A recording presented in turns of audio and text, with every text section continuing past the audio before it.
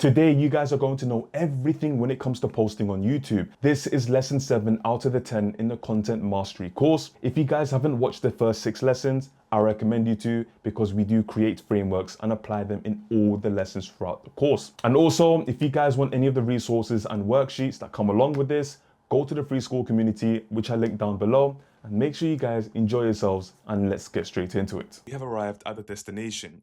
We have mastered the foot traffic of TikTok, where we learned to audition for strangers in 3 seconds. We have mastered the window dressing of Instagram, where we learned to build relationships through the social graph. But now we enter the center of your media universe. We are entering the Flagship Store. We are on YouTube. I need to reset your perspective immediately. Most creators treat YouTube like a video dumpster.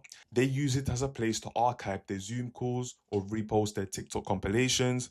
They treat it like storage. If that is your strategy, you are sitting on a goldmine and using it as a landfill. In the creator operating system, YouTube is not just another platform. It is your loyalty engine. It is the only place in a digital ecosystem designed to hold human attention for 10, 20, or 30 minutes at a time. Think about the difference in physics. On TikTok, you fight for seconds. On Instagram, you fight for daily relevance. But on YouTube, you are fighting for depth. When someone watches a 15-minute video of yours, they are not just consuming content, they are spending time with you. They are hearing your voice, learning your frameworks, and adopting your worldview. This is where the casual viewer becomes the obsessed fan. This is where the lead becomes a client. Today, we are going to stop treating YouTube like a viral slot machine and start treating it like a compounding asset. We are going to move from short-form snacking to long-form dining. We are going to build your architecture that makes your influence permanent. Now, to operate this machine, you have to understand its engine. TikTok runs on speed. Instagram runs on recency. YouTube runs on relevance and history. YouTube is unique because it is powered by 2 distinct engines working in tandem: search and recommendation. The YouTube algorithm is the engine behind visibility, deciding what gets surfaced in search, recommended feeds, and suggested videos. Let's talk about search first. YouTube is the second largest search engine in the world. When you post a video on TikTok, it has a half-life of 24 hours. After that, majority of the time, it disappears into the void. When you post a video on YouTube which is optimized for the search, that video becomes a long tail asset. It works for you while you sleep. You are not just feeding a feed. You are building a library of answers. Then there is recommendation. This is the homepage. This is where the algorithm says, if you like that video, you will love this one. This is where virality happens on YouTube. But unlike TikTok's random virality, YouTube's recommendation system is based on behavioral history. It recommends you because you have proven that you can hold attention. When you master both engines, you create a system where new people find you through search and then stay because of recommendation. So how do we trigger these engines? We don't just guess, we use math. In lesson 4, I introduced to you guys the growth equation. On YouTube, this equation is the law. Growth equals watch time times the return viewers times the session depth. Let's break this down, because most creators are optimizing for the wrong variable. They optimize for views. Views, like I've said before, are vanity. A view can be 3 seconds long. The algorithm does not care about views. It cares about watch time. If you post a 20-minute video and people watch 15 minutes of it, you have generated a massive amount of inventory for the platform. You have kept a user on the site. The platform rewards you by showing your video to more people, but the most critical variable, the one that defines brand gravity, is return viewers. This is the holy grail. Are the people who watched you last week coming back to watch you this week? If the answer is yes, you are building a brand. If the answer is no, you are just a commodity. The algorithm tracks this ruthlessly. It looks for satisfaction signals. If people return, it means your platform promise is strong. And finally, session depth. How many videos do they watch in a row? We don't want one and done viewers. We want binge watchers. When all 3 of these numbers go up, you don't just grow linearly, you grow exponentially. This brings us to the core philosophy of the Flagship Store: bingeability engineering. You have to design your content to be consumed in loops. Think about Netflix. When an episode ends, what happens? the next one starts automatically. The cliffhanger forces you to stay. You need to apply the same psychology to your channel. Most creators kill their own session depth. They end their videos with "thanks for watching, see you next week." That is a stop sign. That tells the viewer to leave. In our system, we use bridge outros. You need to use end screens to direct viewers to watch more content on your channel. But we go deeper. We script the bridge. So for example, you can say, now that you understand the strategy, you need tactics. Click this video here to see exactly how I execute it. We are trapping the viewer in a value loop. We are using the open loops from lesson 3 to ensure the answer to one video creates the question for the next video. We want the viewer to look up at the clock and realize they have to spend 45 minutes in your shop. That is how you prove the algorithm that you are a high value partner. Now I want you to visualize the trust timeline. Different platforms build trust at different speeds.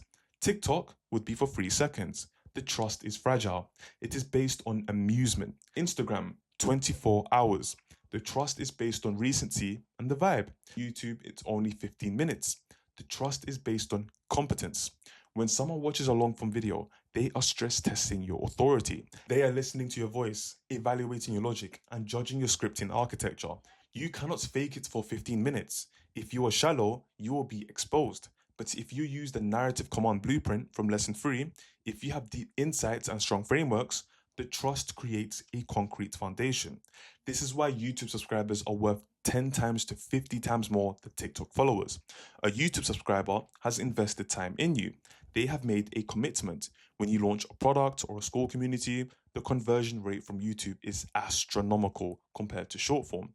We are trading the sugar rush of short form for the protein of the long form. This leads to a massive shift in how you operate. On TikTok and Instagram, you are feeding the feed. You are throwing content into a river that flows past and is gone forever. On YouTube, you're building a library. You are stocking shelves. Every video you upload is a digital asset that occupies real estate on the internet. Because of SEO, so search engine optimization, a video about how to structure a sales call can bring you leads for the next 5 years. You are not on a hamster wheel. You are in construction. Every week, you add another brick to the fortress you're creating. This is long-term greed. We are willing to do the hard work of scripting and editing and a long video today because we will know it will pay us dividends for years. We are moving from just a content creator, which means you are disposable, to a media owner. So you have assets. You are asset-based. Your goal on YouTube is not to go viral. Your goal is a 3-step user journey. Stay. They click the thumbnail and watch past the 30-second mark. This proves your hook and packaging work. Explore. They watched a second video in the same session. This proves your bingeability engineering works. Then return. They come back next week for the next upload. This proves your brand gravity works. If you can achieve this loop, you win. You don't need millions of subscribers. You need a core audience that stays, explores, and returns. This is the loyalty engine. But to get them to stay, you have to get them to enter the store. You have to win the click. On YouTube, the best video in the world is worthless if the packaging is boring. The thumbnail and title are the gatekeepers. We are going to master packaging. We are going to learn the psychology of the click and how to design thumbnails that stop the scroll without being clickbait. So by now we have established the mission. You are building a flagship store. You are optimizing for return viewers and session depth. You are building a library, not just a feed. But here is the most brutal truth that kills most channels before they even start. The best videos in the world are worthless if nobody clicks on it. You can spend 3 days scripting, 2 days filming, and a week editing. You can have life-changing value inside that MP4 file. But if the packaging is boring, that value remains locked in the dark. On YouTube, there is a gatekeeper. That gatekeeper is CTR. The YouTube algorithm tests every new video with a small sample audience. It shows you videos on the homepage. If they scroll past it, the algorithm assumes the video is bad. It does not matter how good the content is. If the packaging fails, the distribution stops. Most creators treat thumbnails and titles as an afterthought. They finish the edit, they are tired, so they grab a random screenshot, slap some text on it, and hit publish. That is self-sabotage. In the operator's workflow, packaging is not the last step. It is the first step. We do not film a video until we know exactly how we are going to sell the click. So now we are going to master the psychology of the billboard. Now let's start with the visual, the thumbnail. This is not art. This is a stop sign. Its only job is to arrest the eye in a sea of distractions. To do this, we must return to your visual DNA from lesson 2. If your thumbnail looks like everyone else's, you are invisible. You need pattern interrupt. So you need to choose a clear, high contrast image. Use bold text, expressive faces, and intentional framing. Let's break that down biologically. The human eye is drawn to 3 things in this order. 1, the faces, specifically the eyes and emotion. High emotion, so surprise, anger, joy, triggers mirror neurons. Contrast, so bright colors against dark backgrounds. This is where your brand palette, the 60-30-10 rule, becomes a strategic weapon. Readability. Can I understand the image if it's the size of a postage stamp on a phone screen? Your thumbnail should communicate the entire concept of the video in less than 1 second without reading the title. Once the eye stops on the thumbnail, it moves to the title. The title has 2 masters, the human, so the psychology, and the robot, the SEO. Most creators only write for one. If you write vlog #45, you are writing for nobody. If you write how to optimize metadata for high retention algorithmic distribution, you are writing for a robot and the human will fall asleep reading that title. So we use the benefits plus the curiosity formula. You must promise a result, but leave a gap. So a bad example would be how to write scripts. Boring, no stakes. Now what's better than that is the scripting templates I use. So, we're getting a bit warmer. Then the flagship would be why your scripts are failing, and in brackets, how to fix them. That's friction and the benefits. Now, you need to keep titles punchy, value-driven, and search-friendly. Stay under 60 characters. Why 60 characters? Because that is the cutoff point on mobile. If your hook is at 65, nobody sees it. Front load the value. Put the most important words at the start. Don't say, in this video, I will show you how to edit. Say, edit 10 times faster, the workflow. Punchy, direct, and urgent.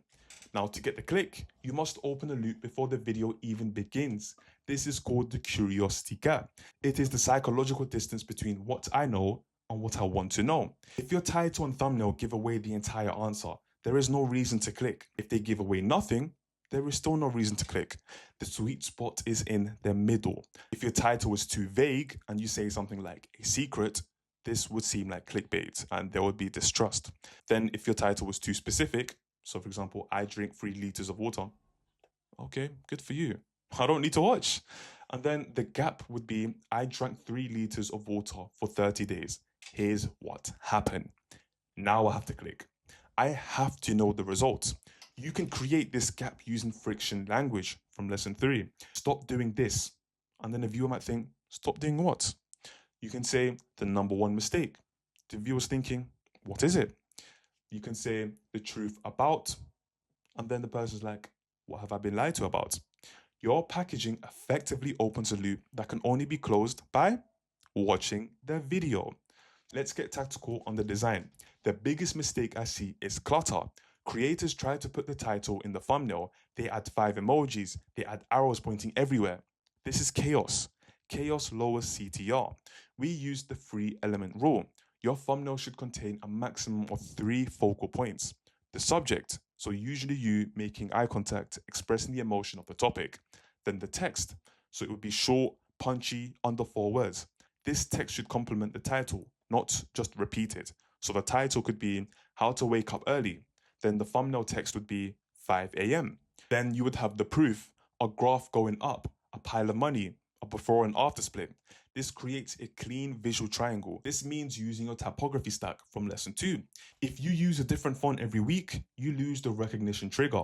We want them to scroll, see a font and color and think that's a Ask Libs video, for example, before they even process the image. You must adopt the A/B testing mindset. So here is the reality of the algorithm. You will be wrong. You will design a thumbnail you think is fire and the audience will ignore it. The operator does not guess. The operator tests it. Before you film a single frame of your flagship video, you should design 3 variations of the thumbnail. The direct one, very clear what it is, right? Then the second thumbnail would be the curiosity, so make it abstract and mysterious. Then the third thumbnail would be the friction. so a negative emotion or a mistake being highlighted in the thumbnail. Now, why do we do this before filming? Because the thumbnail dictates the premise. If you can't make a clickable thumbnail for an idea, the idea is bad. Throw it away. This is part of your day one, your architect sprint. You plan the packaging first. It saves you from filming videos that nobody wants to watch. Finally, we must protect your attention. Clickbait works to get a click, right? But it destroys our channel. If your thumbnail promises how to make $1 million and your video is you eating cereal talking about mindset, the viewer will feel betrayed. They will click off in 10 seconds. This destroys your attention signal and the algorithm buries you. You must run the promise check. Does the first 60 seconds of the video immediately pay off the promise made by the thumbnail? If the thumbnail shows a specific graph, show that graph in the intro. If the title asks a question, acknowledge that question immediately. This is pattern integrity. We want high CTR, but not at the expense of trust. We want them to click and stay. So for your homework, for the next flagship video, I want you to write 10 title variations. Then design 3 distinct thumbnails using the 3-element rule. Do not touch the camera until this is done. Packaging is the gatekeeper. Respect the gatekeeper and the gates will open. Now, once they click, the clock starts ticking. You have caught the fish. Now you have to start reeling it. We are going to master narrative command. We are going to learn how to hold attention for the long haul. Now we have won the click. The packaging worked. The viewer has stopped scrolling and clicked on your video and is now sitting in your shop. Now the real work begins. You have to hold a human brain for 15 minutes. Do not underestimate how difficult this is. In the age of TikTok, attention spans are actually cooked. They are shattered. If you simply turn on the camera and start rambling about your topic, you will lose them in 60 seconds. Most creators structure their videos like a grocery list. Point 1, point 2, point 3. That is boring. Lists are for groceries. Arcs are for cinema. To build a flagship video, you must command the narrative. We are going to deploy the narrative command blueprint we introduced in lesson 3. Ignition, suspense, revelation, connection, momentum, and resolution. Today, we are going to look at this specifically through the lens of YouTube retention graph. YouTube gives you a second-by-second line graph of exactly when people get bored and leave. Your job as an operator is to keep that line flat, the retention graph. We are going to map the narrative beats to the retention timeline to ensure there is never a dull moment. Now, the first 60 seconds of a YouTube video are the most dangerous. This is where 40% to 50% of viewers usually drop off. Why? Because the creator wastes time. They start with, hey guys, welcome back to the channel today, and we are going to be talking about, stop doing that. That is a warm-up logic. The viewer does not want to warm up. They want the payoff. You must trigger the ignition immediately. The ignition has 3 components that must happen in the first hook. So for the hook, visually and verbally reinforce the thumbnail promise. If the thumbnail showed a graph crashing, show that graph in the first 2 seconds. Then the validation. Tell them that they are in the right place. If you are struggling to scale, this is why. Then the roadmap. Tell them exactly what they will get if they stay. By the end of this video, you will have the exact script I use. So with the first 60 seconds, you are buying the rights to the next 14 minutes. If you do not hook them here, the rest of your architecture is invisible. Once you have hooked them, you must create suspense. A list of tips has no suspense. Here are 3 tips for better sleep. That's boring. Here is the 1 mistake that's ruining your sleep and why fixing it is harder than you think. That's suspense. You must raise the stakes. Now, why does this matter right now? What is the cost of inaction? In lesson 3, we talked about friction language. So I want you to use it here. Look at this. Most people think X is the solution, but X is actually making the problem worse. This opens a cognitive gap. The viewer needs to know, why are they wrong? This prevents the 3-minute drop-off. A lot of viewers leave at the 3-minute mark because they feel like they got the point. You have to convince them that they do not in fact get the point yet. You have to convince them that the real secret is buried deeper into the video. Now we enter the body of the video. This is where you deliver the core value. But be careful. If you just lecture for 10 minutes, you become a textbook. You need connection. You must oscillate between the strategist and the narrator. So the archetypes are described in lesson 5. So for the strategist, you can say, here is the data, here is the framework. So that's logical. Then the narrator. I learned this the hard way when I lost a £10,000 client. That's got emotion behind it. This blend is what builds the brand gravity. If you only give facts, they can get that from ChatGPT. They watch you for the story. Like I said, the comments and the community, followers don't matter. What matters is how deeply people connect with you. So use the B-roll of your life. Show the struggle, show the messy middle. This connection point anchors the information in their memory. It turns information into wisdom. So the middle of a long video is where the sag happens. The energy dips. The viewers checks their phone. You need momentum. You maintain momentum by using micro reveals. Do not save the best tip for the very end. That is a myth. If you save the best for last, nobody will be there to see it. Drop a golden nugget every 2 to 3 minutes. Treat a video like a series of small waves, not one big mountain. Every 2 minutes, you need a visual reset. Change the camera angle, throw up a graphic, change the music track. This is bingeability engineering applied to the timeline. You are constantly resetting the viewer's attention clock. If you look at your attention graph and see a slow slide downwards, it means your pacing is too slow. You need to tighten the edit. You need to remove the pauses. Keep the ball moving forward. And now finally, we reach the end, the resolution. Most creators end with a whimper. So yeah, that's it. I hope you liked it. That destroys your authority. You need to land the plane with precision. The resolution is the identity seal, which we mentioned in lesson 3. You summarize the journey, but you frame it as a transformation. You didn't learn how to script, you learned how to respect your audience's time. You want them to feel different than they did when they clicked. And crucially, you do not say goodbye. The moment you say the word conclusion, or to summarize, or goodbye, the retention crashes. The viewer knows the value is over, so they leave. You must transition directly from the identity seal into the bridge outro, which we will cover in part 5. The end of the video must be the beginning of the next. The silent killer of long form is drift. Drift happens when you start talking about a tangent that interests you, but does not serve the audience. You start telling a story about your dog in the middle of a coding tutorial. Unless that dog is writing Python, cut it out, mate. You must be ruthless. In the edit, ask yourself for every single sentence, does this advance the narrative? If the answer is no, delete it. It doesn't matter if it was a funny joke. It doesn't matter if the lighting looked great. If it causes drift, it kills retention. Drift kills engagement. Respect the viewer's time. A tight 12-minute video is infinitely more valuable than a loose 20-minute video. Authority is demonstrated by precision, not volume. So your homework for this part is to script the ignition for your flagship video. Focus on only the first 60 seconds. Write the hook, so the visual and verbal hook. Then you write the validation. So this would be why they are right to be frustrated. So why they right to have that problem and feel this type of way. Then you need to write the roadmap, the promise you are going to make. Then time yourself reading it. If it's longer than 60 seconds, cut it down. You have to get to the point. Once you have the ignition, the rest of the video flows naturally. Now that we know how to hold the human, we need to talk to the robot now. We need to ensure that when we upload this masterpiece, the search engine knows exactly where to file it. We are going to master the video SEO and discovery, and we are going to learn how to turn your video into a 24/7 salesperson. So by now, we have mastered the human brain. We know how to hook their attention with packaging and hold their attention with narrative command. But on YouTube, you are not just broadcasting to humans. You are broadcasting to a robot.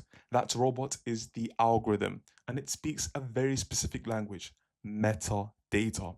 Most creators treat their upload process, writing titles, descriptions, and tags, as a boring admin task. They finish the edit, they are exhausted, so they rush through the upload screen just to get the video live. This is a fatal error. If you ignore the metadata, you are uploading your video into a black hole. You are relying entirely on luck. In the operator's mindset, metadata is not admin. It is signal boosting. It is how you tell the algorithm exactly who this video is for, what it is about, and where it should be filed in the world's second largest search engine. Now remember in lesson 4, the algorithm is a mirror. If your metadata is vague, the mirror reflects a blurry image. The algorithm doesn't know if your video is for beginners or experts, or if it's about cooking or chemistry, so it shows it to nobody. So today we are going to master the metadata engine. we are going to learn how to optimize your video so that it ranks in the search for years, not just hours. We are going to turn your upload process into a lead generation system. So let's start with the description box. This is not a summary, it is a sales page. We call this the description stack. It has 3 distinct layers that must be executed in order. So the first layer would be the SEO hook, so the first 2 lines. When your video appears in the search results, YouTube displays the title and the first 2 lines of your description. This part that you're seeing is above the fold. Do not waste this workspace with, hey guys, subscribe to my channel. You need to hook with a strong SEO optimized summary. Ideally, your title just rephrased. If your title is how to edit faster, your first line should be, in this video, I break down the exact workflow to edit faster in Premiere Pro. You are reinforcing the keyword for the robot and the promise for the human. So layer 2, the capture. So these would be your lines 3 to 5, for example. This is where the creator flywheel connects. You must place your call to action here. So you need to add bold CTAs, so subscribe, join Skool, download resources. Do not bury your lead magnet right at the bottom. Put it here, join the academy, and then put the link there. This ensures that even when someone doesn't watch the video, they see the door to your inner circle. Then for the third layer, the context, so the body. This is where you place your timestamps, your affiliate links, and your social proof. But the top 5 lines are sacred ground. If you get this stack right, your description box acts as a 24/7 salesperson. Now, let's talk about tags. There is a myth that tags don't matter anymore. That is false. Tags help the algorithm understand the context of your video, especially when you are starting out and the algorithm has no behavioral data on your channel. But you cannot just spam random words. That confuses the machine. We use the strategy from the YouTube guide. Target the keyword first. Your very first tag must be the exact phrase you want to rank for. If your video is about scripting, your first tag is scripting. Then we use the 3-level tagging system. So the specific tags for this video would be YouTube scripting, video hooks, content writing. So these tags will tell people what is this video exactly. Then you have creator tags. So content creation, social media marketing. So it tells them what niche is this. Then you have brand tags, your name, your series name, and who are you. So what you need to do is avoid misleading tags. They hurt more than they actually help. If you use the tag Mr. Beast on a cooking video just to get views, the algorithm will penalize you for pattern dishonesty. Tags are about categorization, not trickery. Use them to file your video in the correct drawer of the library. So search is powerful, but the real viral growth on YouTube comes from suggested video. This is the column on the right side of the screen, on the desktop, or below the video on the phone. Your goal is to dominate this column. We want users to finish your video, look over, and see 3 more of your videos suggested to them. This is how we achieve session depth. But how do you trigger this?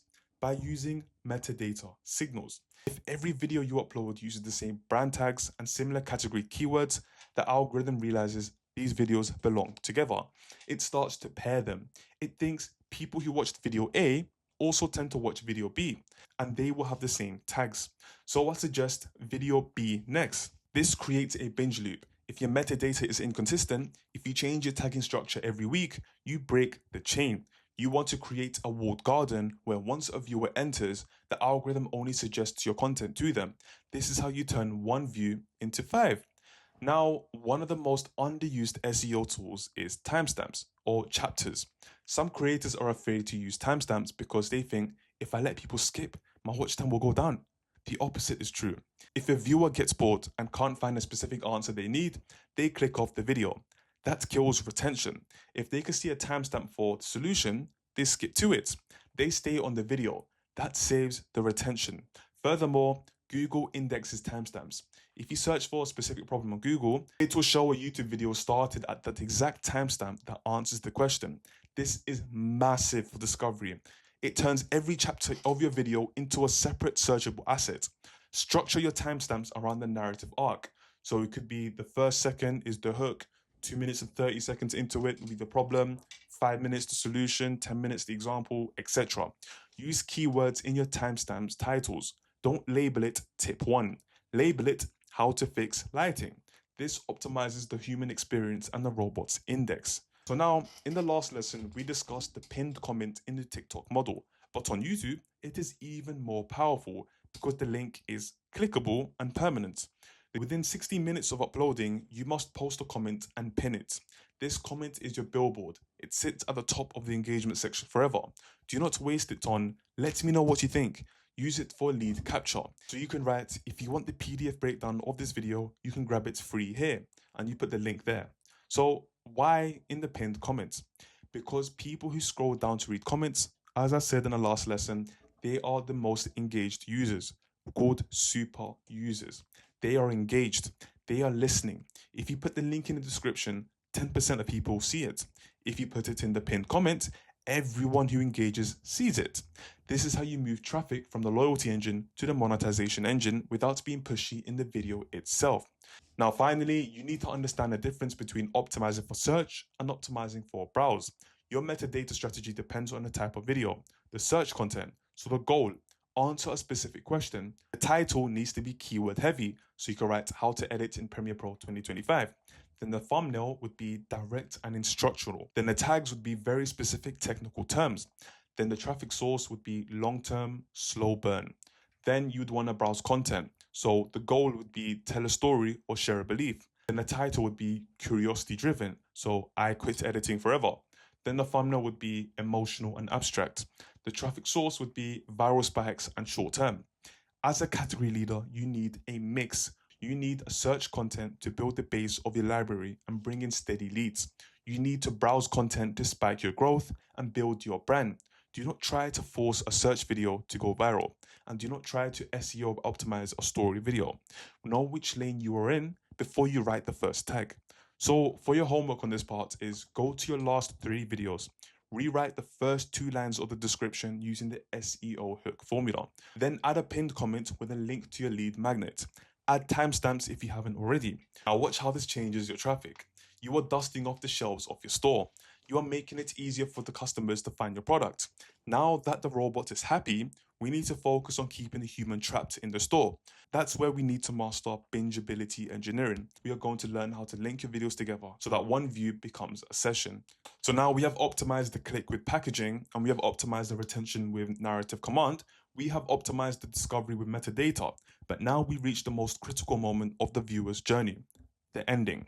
Now, most creators fumble the ending. They get to the end of their script and they say, so yeah, that's it for today. Thanks for watching. Don't forget to like and subscribe. See you next week. Stop doing this immediately. The moment you say the word so or thanks, the viewer's brain registers that the value is over. They click off, the session ends. And when the session ends, the algorithm penalizes you. In the loyalty engine, the end of one video is not a goodbye. It is a bridge. We are going to replace the outro with the bridge outro. Your goal is to link the resolution of the current video directly to the ignition of the next video. Think about how Netflix does it.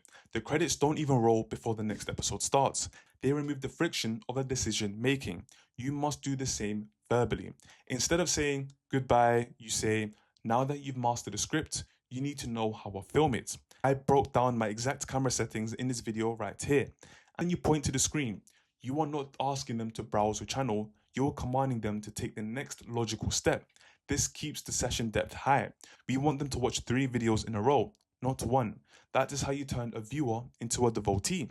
Now, to execute the bridge outro technically, you need to master end screens. YouTube allows you to place clickable elements in the last 20 seconds of the video. Most creators are lazy. They use the default template that shows best for viewer and a subscribe button. That is weak. Best for viewer is the algorithm guessing. You don't want the algorithm to guess. You want to direct the flow. Now use end screens to direct viewers to watch more content on your channel. But we go further than that though. We use specific links. If the video is about diet, link specifically to a video about workout. If your video is about scripting, link specifically to editing. Do not clutter the screen. Use 1 video element and 1 subscribe button. If you give them 2 video choices, you create decision fatigue, so the paradox of choice. If they have to choose, they often choose nothing. Make the choice binary. Watch this specific next video or leave. By aligning your verbal bridge with your end screen element, you create a seamless transition. The viewer feels like they are continuing a conversation, not starting a new task. Now, let's zoom out. How do you organize your store? If you walked into a clothing store and all the clothes were in a giant pile on the floor, would you leave? You need racks. You need sections. On YouTube, those are playlists. Most creators treat playlists like file folders. They name them vlogs, podcasts, and live streams. Nobody wakes up and thinks, I want to watch a folder of vlogs.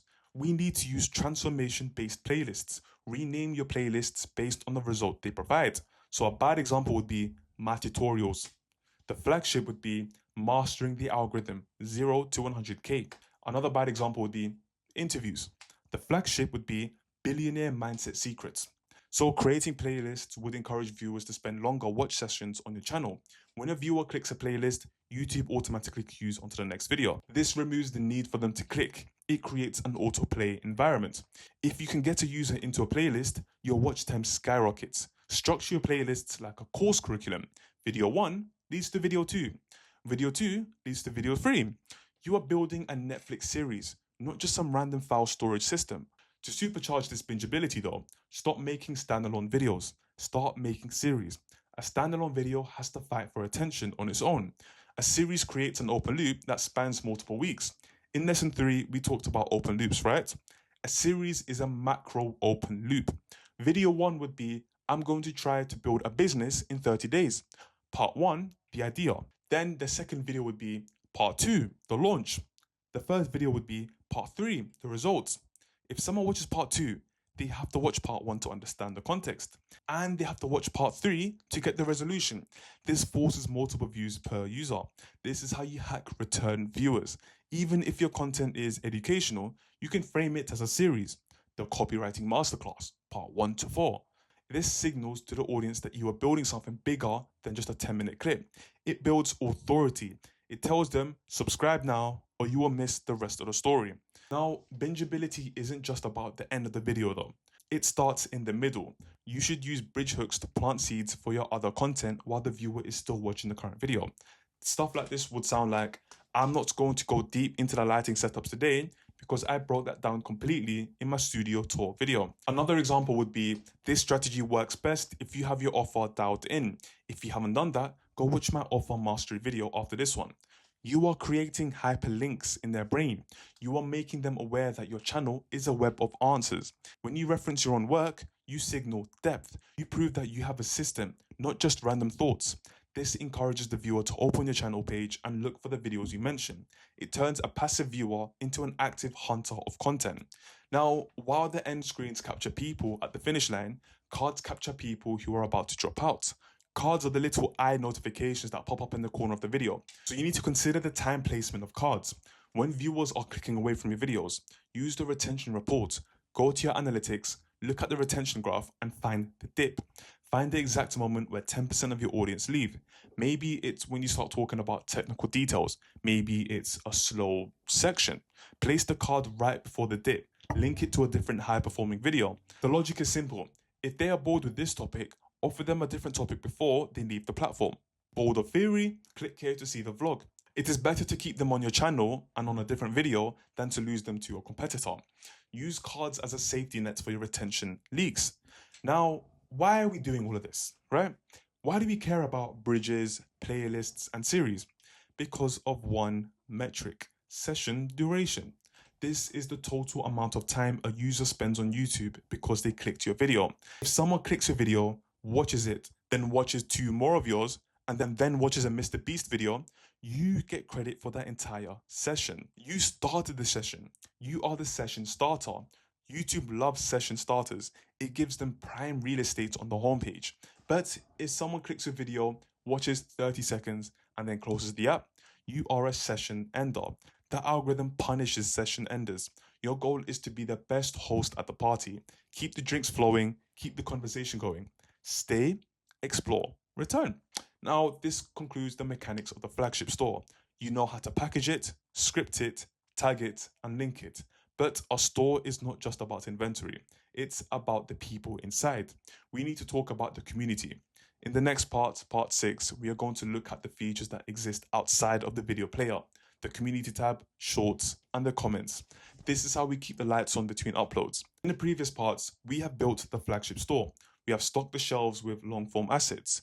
We have engineered the exits with end screens and cards. But there is a flaw in the YouTube model: frequency. To produce high-quality narrative command videos, You can usually only afford to post once a week if you're lucky. That leaves 6 days of silence. In the attention economy, you risk brand decay. To solve this, we used the community tab. This is the most underrated feature on the platform. It allows you to maintain the rhythm code without filming a single frame of the video. Think of your community tab as the store window that changes daily while the main inventory stays the same. It's a high leverage tool to engage your audience between uploads. Do not just say new video is out. Use it for market research and rhythm maintenance. So the poll would be, which thumbnail do you prefer, A or B? This builds anticipation. This makes them feel invested in the process. Now the question is, what is your biggest struggle with X right now? This gives you scripts for future videos. The tease, so it could be a screenshot of your timeline saying editing the beast coming Sunday. This bridges the gap. It keeps the algorithm aware that your channel is active, even on days you don't upload. It keeps the shop lights on. Now let's talk about YouTube Shorts, because I know a lot of you were waiting for that. Most creators make a fatal error here. They treat YouTube Shorts exactly like TikTok. They post random viral clips hoping to blow up on the channel. But on YouTube, blowing up from low quality short subscribers can actually hurt you. If you gain 100,000 subscribers from a random meme short, and then you post a 20-minute educational video, those subscribers will not click. This tanks your CTR and the algorithm kills your long form video. In the loyalty engine, we use shorts differently though. We use them as trailers. Your goal with shorts is not just views, it is traffic redirection. We want to siphon traffic from the shorts feed and push it into the long form video. Use shorts to preview new YouTube videos and link it to content. YouTube has allowed us to link a related video directly on the shorts. Now, this is what the strategy would be. Take the ignition, so the hook from your long form video, post it as a short, and end the short as a cliffhanger. Point the link in the related video and write, watch the full breakdown here. You are using the short as a flyer to get people into the flagship store. You are filtering for attention spans. The people who click through are the high quality viewers who are ready for depth. When you finally drop your flagship video, you cannot walk away. You need to generate velocity. YouTube's algorithm looks heavily at the performance of a video in the first 60 minutes to decide if it should push it to the wider audience. If the engagement is dead, the distribution stops. So for the first hour after release, you are not a creator. You are a community manager. Reply to every comment. Do not just heart them. Ask questions back. This doubles the comment count. Then pin the capture comment. As we discussed in the earlier parts, I think it was part 4, pin your lead magnet link immediately. Then you would have the spark. If there are no comments yet, post one yourself asking a specific question related to the video to break the ice. This activity signals to the algorithm that the video is hot and it creates a swarm effect. When a new viewer clicks and sees 50 comments in the first hour, they perceive brand gravity. They assume the video is important because other people are already talking about it. Now, to amplify that first hour, we use YouTube Premieres. A premiere turns a video upload into a live event. It plays the video in real time, allowing you to chat live with your audience while it airs. This is a high impact feature to launch new long form content. So why use it? Number 1, notification stacking. YouTube sends a notification to your subscribers when you schedule it, another one 30 minutes before, and a final one when it starts. You get 3 pings for one video. Then the shared experience. Watching with your audience builds a tribe mentality. You can also answer questions in the chat as the video explains the concept. Then also the hype. You can build anticipation on Instagram and TikTok. You can say, join the premiere in 1 hour. This works best for your flagship videos, the ones that truly are special. It signals to your audience, this isn't even just content, this is an event. It forces them to clear their schedule, which increases session depth. So while our main goal is return viewers, we still want subscribers. Subscribers are the owned audience, yeah? They are the owned audience of the platform. But begging for subscriptions, saying please subscribe, destroys your status. It makes you look needy. We want to acquire subscribers passively through architecture. First, we use the branding watermark. You can add a small button at the bottom right corner of your videos, upload the graphic that says subscribe or use your logo. When a user hovers over it, a subscribe button appears. This catches the people who are on desktop who are enjoying the content but haven't thought to click the button below. Secondly, use reciprocity. Only ask for the subscription after you have delivered a massive value spike. So this would be the reveal in your framework. So you can say, for example, if that tip just saved you an hour of work, hit subscribe so you don't miss the next one. You are trading value for loyalty. This keeps the relationship transactional in a healthy way. You give, they give. So now we connect the entire shop window ecosystem. When a flagship video drops on YouTube, the entire street should know about it. We use the surround sound effect mentioned in lesson 4. On Instagram, post a story with a link sticker directly to the YouTube video. You want to post a reel, the trailer that cuts off right before the reveal, directing them to YouTube. I want you then to share behind the scenes or teaser clips to hype what's coming. And then on TikTok, I want you to post a green screen video showing the thumbnail of the new YouTube video saying, I just dropped a full breakdown of X on the channel. Go watch it before I take it down. So this gives a bit of scarcity. And then through emails or maybe your communities, send a blast to the inner circle and say the blueprint is live. You are using your rented audiences on short form to flood your owned assets to long form. This external traffic spike tells YouTube algorithm this video is bringing people onto the platform. YouTube loves creators who bring them traffic. They will reward you by pushing your videos to strangers. Then finally, we have the ultimate destination. The YouTube subscriber is valuable, but the Skool member or community member is invaluable. The comment section is good, but the community is better. Throughout your YouTube channel, in the description, in the pinned comment, and the verbal bridges, you must constantly point to the inner circle. If you want to ask me questions about this video, I'm hanging out in the Skool community. Or you can say, the templates I used in the videos are available for free in the Skool. You are filtering the super fans. The person who watches 15 minutes of YouTube, clicks the link, and joins the community is a high ticket lead waiting to happen. You are using YouTube to sift through the sand and find the gold nuggets. Once they are in Skool, the YouTube loyalty engine has done its job. It has delivered a qualified, educated, trusting human being to your doorstep. So for your homework, I want you to set up your community tab strategy. Schedule 3 polls for your next week. Create a watermark for your videos. And if you have a video ready, schedule it as a premiere to test the live engagement. Now you have the complete machinery, you have the packaging to get the click, the narrative to keep the watch time, and the SEO to get found, the bingeability to get the return viewers, and the community tools to keep the lights on. All that is left is to operate. How do we do this week after week without burning out? We are going to break down the weekly production workflow of a category leader. Let's move on to part 7. So we have reached the summit. You have the flagship mindset, you have the packaging to win the click, you have the narrative command to hold the brain, you have the SEO to please the robot, and you have the bingeability to create obsession. But here is the final trap: burnout. YouTube is the most demanding platform in the ecosystem. It demands high fidelity, high energy, and high intellect content. If you try to produce this level of quality by winging it on a Friday night, you will quit in 3 weeks. Quality requires space, and space requires a system. We are going to take the 3-day creator sprint we introduced in lesson 1 and adapt it specifically for the heavy lifting of the long form video. We are going to install the YouTube operating system. This is a cyclical routine that allows you to produce television quality content without destroying your life. Most creators let the videos drag on for 7 days. They tweak the edit forever. They procrastinate on their thumbnail. The operator contains the chaos. We split the week into 3 distinct modes: the architect, the performer, and the operator. When you respect these boundaries, you stop being busy and start being productive. Day 1 is the most critical day. This is where the video is actually made. Most creators think the video is made during filming. Wrong. The video is made during the planning. If your blueprint is weak, the building collapses. No matter how good the bricks are, your goal on day 1 is to lock in the script and the packaging. Do not touch a camera today. We use a specific sequence. So, thumbnail first. As we discussed in part 2, you must design 3 thumbnail concepts before you can write a word. If you can't package it, don't film it. Then title selection. Write 10 titles. Pick the one with the highest curiosity gap. Then the ignition script. Write the first 60 seconds word for word using the friction language and micro promise. Then you have the skeleton. Outline the rest of the beats using narrative command. So suspense, revelation, connection. By the end of day 1, you should be able to visualize the entire video in your head. This eliminates the red light anxiety, that moment when you turn on the camera and freeze because you don't know what to say.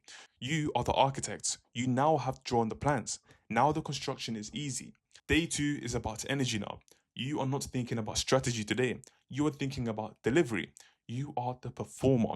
Your goal is to capture all the raw materials needed for the edit. So the A roll, this is you talking to the camera. Use the brand voice energies we define in lesson 3. Are you the truth teller today or the strategist? focus on your cadence. Leave pauses for the editor to cut. If you mess up a line, do not stop. Clap your hands to create a waveform spike. Say it again. Keep the momentum. Then the B-roll. This is where the flagship quality happens. Do not just sit in a chair for 15 minutes. You need visual variety. Spend 30 minutes capturing the process shots. You typing, you walking, you writing on a keyboard. These assets are the visual resets that prevent retention drop during the middle of the video. By the end of day 2, the hard labor is done. The assets are on the drive. Then day 3 is about assembly. You are now the operator. You are taking the raw footage and turning it into a retention machine. Then you jump on the edit. Focus on killing the drift. Cut the silence.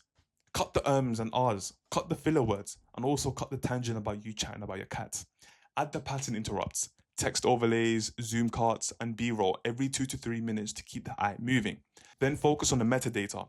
Write your description stack, so the SEO hook and capture links. And then add your tags. So remember, the target keyword first. And then add your end screens, which is the bridge outro. Then all you need to do is schedule. Do not publish immediately. Schedule it for your prime time. This gives you a psychological buffer. It allows you to separate work from the release. Once it is scheduled, you are done. The factory closes for the week. You can now focus on your business, your family, or your sanity. So now let's connect this back to the ecosystem. You have just spent 3 days building a masterpiece. Do not let it sit in isolation. Use the flagship first workflow from lesson 4. This one YouTube video is the fuel source for your entire week on TikTok and Instagram. Then let's focus on the adaptation now. Take the ignition script, so the first 60 seconds of the video, and re-record it as a TikTok using the HRD framework. Then you focus on the transcription. Take the revelation section, so the core tip of the video, and turn it into a 10-slide Instagram carousel using the frame method. Then you focus on promotion.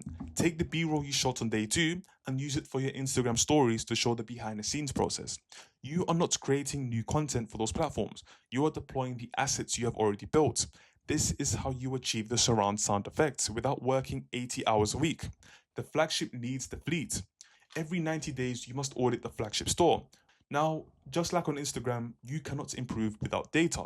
Open your YouTube studio and look at the hard truth. The CTR audit. Look at the last 10 videos. Which thumbnails got less than 4% CTR? Then you need to analyze them. Was the text too small? Was the face boring? So you need to check your thumbnails performances if they are sparking curiosity. If they aren't clicking on it, redesign the thumbnail. Then number 2, the retention audit. Look at where the graph is. Is there a consistent dip at the 2-minute mark? This means either your intros are too long or your suspense is weak. Is your average view duration going up or down? If it's dropping, you need to tighten your editing. Then number 3, the session audit. You need to check views per viewer. Are people watching more than one? If not, fix your end screens and playlists. This feedback loop is the only way to move from guessing to knowing. We have reached the end of the roadmap. We started in lesson 1 by installing the operating system. We defined your brand gravity in lesson 2. We have mastered the scripting architecture in lesson 3. We have mapped the ecosystem in lesson 4. And in lessons 5, 6, and 7, we have mastered the machinery of Instagram, TikTok, and YouTube. You now have everything you need. You have the systems to capture attention in a cold market. You have the frameworks to build relationships in a warm market. And you have the engine to build deep loyalty in a flagship market. You are no longer a content creator chasing trends. You are a category leader building a legacy. You are an operator.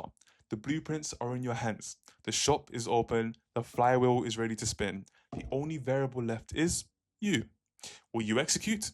Will you stay consistent? Will you respect the process? I built this to show you guys the right way to build. Now it is your turn to build it. Go make good content. Go build your empire. And just on a cheeky note, get ready for the next lessons, which are going to be going through Premiere Pro, sound design, Canva, and CapCut. So I know a lot of you have been waiting for that. So make sure you level up enough to access those lessons. I'll see you guys in the community.